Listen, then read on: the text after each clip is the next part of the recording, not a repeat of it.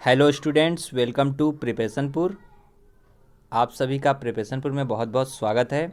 आज है 19 जून, तो 19 जून से जितने भी करंट अफेयर के क्वेश्चन बनेंगे हम लोग इस वीडियो में है उसको डिस्कस करेंगे, और साथ ही साथ उससे रिलेटेड जो भी फैक्ट बनेंगे मैं आपको उससे रिलेटेड फैक्ट भी बताऊंगा।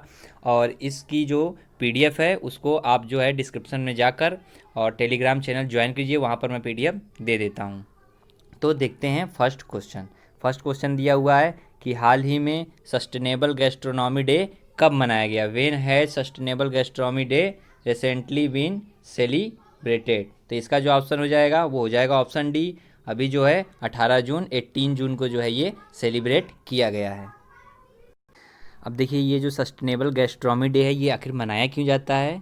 तो ये कृषि विकास, खाद्य सुरक्षा, पोषण, सतत खाद्य उत्पादन और जैव विविधता को बढ़ावा देने के लिए ये जो है मनाया जाता है सस्टेनेबल गैस्ट्रोनॉमी डे। ठीक है, इसकी जो शुरुआत हुई थी वो 21 दिसंबर 2016 को संयुक्त राष्ट्र महासभा मतलब यूएनओ द्वारा किया गया था। ठीक है, ये जो है 21 दिसंबर 2016 को सर्वप्रथम संयुक्त राष्ट्र महासभा द्वारा इसका आयोजन करके ये उस दिन से मनाया जाने लगा। ठीक है, अब देखिए यहाँ पर जो एक वर्ड दिया है क्या, गैस्ट्रोनॉमी। तो इस गैस्ट्रोनॉमी का मतलब जो होता है, गैस्ट्रोनॉमी का मतलब जो होता है वो होता है भोजन और संस्कृतियों के मध्य संबंधों का अध्ययन है। ये क्या है, भोजन और संस्कृतियों के मध्य संबंध का क्या है, अध्ययन है। अब मैंने जो है आपको अभी तक जितने भी जून के डे बताए हैं तो आपको वीडियो को पॉज करना है और एक साथ जो है आपको सारे याद करने हैं, रिवाइज करने हैं। वीडियो को पॉज कीजिए और पहले रिवाइज कीजिए, फिर आगे बढ़िए। नेक्स्ट क्वेश्चन दिया हुआ है, भारत से त्रिकोणीय सेवाएं पहली बार किस देश की विजय परेड में भाग लेगी। तो इसका जो आंसर हो जाएगा वो हो जाएगा ऑप्शन सी, रूस में जो है वो भाग लेंगी। ठीक है, तो देखिए ये जो परेड रूस में आयोजित की जा रही है, तो हमारे जो अभी वर्तमान के रक्षा मंत्री हैं राजनाथ सिंह जी, उन्होंने जो है इसकी परमिशन दी है कि इंडिया की जो इंडिया की जो त्रिकोणीय सेवाएं हैं जिसमें कि 75 सदस्य होंगे, कितने होंगे, 75 सदस्य होंगे, जो है ये इसको वहाँ पर रूस में भेजा जाएगा। और ये जो है ये विजय जो दिवस मनाया जाता है वहाँ पर, ये जो विजय परेड है ये वहाँ पर मनाई जाती है। वो जो इसमें ये इसलिए मनाई जाती है क्योंकि वहाँ पर जो द्वितीय विश्व युद्ध हुआ था उस समय में रूस जो है विजय की 75वीं वर्षगांठ के रूप में इस बार इसको आयोजित कर रहा है। और उसने वहाँ के जो रक्षा मंत्री थे उन्होंने जो है इंडिया को भी आमंत्रित किया था, तो रक्षा मंत्री ने जो है इसमें परमिशन दे दी है। और ये जो मनाया जाता है ये रूस जो है अपने देशभक्ति के युद्ध में जो शहीद हुए थे, जो नायक थे, उनको याद करने, उनको श्रद्धांजलि देने के लिए ये मनाया जाता है विजय परेड दिवस। देखिए बात अब रूस की है, तो मैप में ये रहा रूस। ठीक है, मैंने वर्ल्ड मैप में आपको शो किया है और रूस का जो मैप है ये है। ठीक है, बात रूस की कर लेते हैं। तो रूस की जो कैपिटल है वो है मॉस्को, और वहाँ के जो प्रेसिडेंट हैं वो हैं व्लादिमीर पुतिन, और जो प्राइम मिनिस्टर हैं वो हैं मिखाइल मिशूस्टिन। कौन है, मिखाइल मिशूस्टिन कौन है। ठीक है, और यहाँ की जो करेंसी है वो है रसियन रूबल। और यहाँ की जो सबसे इम्पोर्टेंट इसमें जो रूस से क्वेश्चन बनता है वो अक्सर एग्जाम में ये पूछता है कि रूस की पार्लियामेंट का नाम क्या है। तो रूस की पार्लियामेंट यानी कि संसद का नाम जो है वो है ड्यूमा। देखिए नेक्स्ट क्वेश्चन दिया हुआ है कि विश्व प्रति स्पर्धात्मक रैंकिंग 2020 किस संगठन द्वारा आयोजित जारी की गई है। ठीक है, तो which organisation has release the world competitive ranking 2020। तो इसका जो आंसर हो जाएगा वो हो जाएगा ऑप्शन बी, प्रबंधन विकास संस्थान द्वारा, इंस्टीट्यूट ऑफ मैनेजमेंट डेवलपमेंट द्वारा जो है ये आयोजित किया गया है।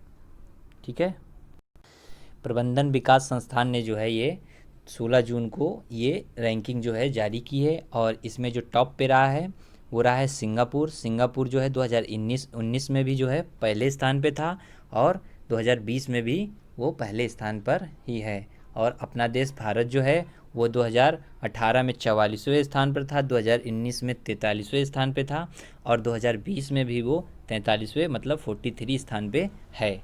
ठीक है, ये जो है 63 देशों को इसमें स्थान दिया जाता है। नेक्स्ट क्वेश्चन दिया हुआ है, किस संगठन ने भारतीय क्षेत्र पर जलवायु परिवर्तन आकलन रिपोर्ट जारी की है? Which organisation has release climate change assessment on Indian territory report. ठीक है, तो इसका जो आंसर हो जाएगा वो हो जाएगा ऑप्शन बी, जलवायु परिवर्तन अनुसंधान केंद्र पुणे। ठीक है, इसने जो है ये रिपोर्ट जारी की है और इस रिपोर्ट में जो है इसने कहा है कि जलवायु में जो परिवर्तन होता है वो मानव जनित गतिविधियों का एक परिणाम है, इस रिपोर्ट में कहा गया है। और इस रिपोर्ट में ये भी बताया गया है कि 1901 से 2018 की जो अवधि में भारत का औसत तापमान में जो वृद्धि हुई है वो 0.7 डिग्री सेल्सियस की हुई है और ग्रीन हाउसेस गैसें जो हैं तापमान में गर्मी का प्राथमिक कारण है। ठीक है, इसमें ये बताया गया है इस रिपोर्ट में कि ग्रीन हाउसेस जो गैसें हैं वो जो है तापमान में वृद्धि का कारण है। और इस रिपोर्ट में जो है आगे फ्यूचर के बारे में भी बताया गया है कि इस रिपोर्ट में ये कहा गया है कि भारत के औसत तापमान में जो है इस सदी तक, ये जो सदी चल रही है इसमें 4.4 डिग्री सेल्सियस की वृद्धि दर्ज हो सकती है। देखिए नेक्स्ट क्वेश्चन दिया हुआ है AHNA। ठीक है, क्या दिया हुआ है? AHNA होम केयर पहल की शुरुआत कहाँ पर हुई है? ठीक है, कह रहा where has the AHNA home care initiative started. तो इसका जो आंसर हो जाएगा वो हो जाएगा ऑप्शन ए, अहमदाबाद में ये पहल की शुरुआत की गई है। अब देखिए यहाँ पर वर्ड आया है AHNA। ठीक है, तो इसकी जो फुल फॉर्म हो जाएगी वो हो जाएगी Ahmedabad hospital and nursing home association. ठीक है, इसमें क्या है कि इसमें जो है कोविड-19 के मध्यम और हल्के लक्षणों और मामलों वाले जो रोगी हैं उनको होम केयर की पहल की शुरुआत की गई है और इसमें जो है इस संस्था द्वारा शहर के कोविड देखभाल केंद्रों पर पड़ने वाले बोझ को कम करने के लिए यह कदम उठाया गया है। और इसमें जो है इस कार्यक्रम के तहत अभी जो है केवल 7 निजी अस्पतालों को शामिल किया गया है, लेकिन भविष्य में जो है इन अस्पतालों की संख्या बढ़कर कितनी कर दी जाएगी? 50 कर दी जाएगी। तो अहमदाबाद में जो है इस पहल की शुरुआत हुई है।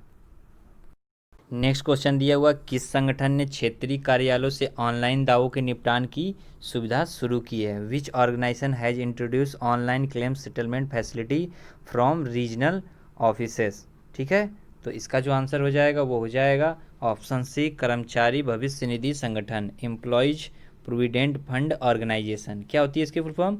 एम्प्लॉयज प्रोविडेंट फंड ऑर्गेनाइजेशन ने जो है इसकी शुरुआत की है। तो अब इसमें क्या होगा, इसके तहत जो है सभी प्रकार के ऑनलाइन दावों यानी भविष्य निधि, पेंशन, आंशिक निकासी और दावों और हस्तांतरित दावों की प्रक्रिया पूरी की जा सकती है। नेक्स्ट क्वेश्चन दिया है, किस योजना के तहत खेलो भारत राज्य उत्कृष्टता केंद्र स्थापित किया जाएगा? Under which scheme Khelo India state centre of excellence will be established. तो इसका जो आंसर हो जाएगा वो हो जाएगा option A, Khelo India scheme के तहत जो है ये केंद्र स्थापित किए जाएंगे। अब इस योजना के तहत जो है देश में खेल के लिए एक मजबूत पारिस्थितिकी तंत्र बनाने के उद्देश्य से भारत के प्रत्येक जो है राज्य और केंद्र शासित प्रदेश में एक भारत राज्य उत्कृष्टता केंद्र की पहचान की जाएगी या स्थापित किए जाएंगे। ठीक है, और इसमें जो है पहले चरण में मंत्रालय ने 8 राज्यों को चुना है, जिसके तहत कर्नाटक, उड़ीसा, केरल और तेलंगाना तथा अरुणाचल प्रदेश, मणिपुर, मिजोरम, नागालैंड जैसे पूर्वोत्तर राज्य इसमें शामिल हैं। ठीक है, अब बात देखिए खेल की है, तो हमारे जो इस समय प्रेजेंट टाइम में हमारे स्पोर्ट मिनिस्टर हैं वो हैं किरण रिजिजू। ठीक है, तो आप इनको याद रखिएगा इस चीज़ को भी। देखिए नेक्स्ट क्वेश्चन दिया हुआ है कि पशुपतिनाथ मंदिर परिसर में स्वच्छता सुविधा के विकास के लिए किस देश ने नेपाल के साथ एक समझौता ज्ञापन पर हस्ताक्षर किए हैं? Which country has signed an MOU with Nepal for the development of sanitation facility in the Pashupatinath temple complex. तो इसका जो आंसर हो जाएगा वो हो जाएगा ऑप्शन डी, अपने देश भारत ने जो है इस पर हस्ताक्षर किए हैं। ठीक है, तो इसमें देख लेते हैं। देखिए यहाँ पर एक वर्ड आया है MOU। ठीक है, और एक होता है MO और ये A होता है। ठीक है, तो देखिए MOU इसका मतलब होता है मेमोरेंडम ऑफ अंडरस्टैंडिंग। जब भी कोई बात इनिशियल स्टेज पे चल रही होती है तो क्या होता है, MOU साइन किया जाता है, लेकिन जब कोई बात फाइनल हो जाती है तो MOA साइन किया जाता है। इसका मतलब होता है मेमोरेंडम ऑफ एग्रीमेंट, तो फाइनल एग्रीमेंट साइन कर दिया जाता है। ठीक है, तो इस डिफरेंस को भी आपको समझना है। ठीक है, और इस जो ये जो है इसके तहत जो है भारत सरकार ने विकास के लिए नेपाल सरकार को 37.23 मिलियन नेपाली रुपए की वित्तीय सहायता प्रदान की है। देखिए बात अब नेपाल की है, तो ये रहा मैप में नेपाल। नेपाल की कैपिटल है काठमांडू और यहाँ की जो ऑफिशियल लैंग्वेज है वो है नेपाली, और नेपाल की जो करेंसी है वो है नेपाली रुपीज, और यहाँ के जो प्रेसिडेंट हैं वो हैं विद्या देवी भंडारी, और जो प्राइम मिनिस्टर हैं वो हैं केपी शर्मा ओली। ठीक है।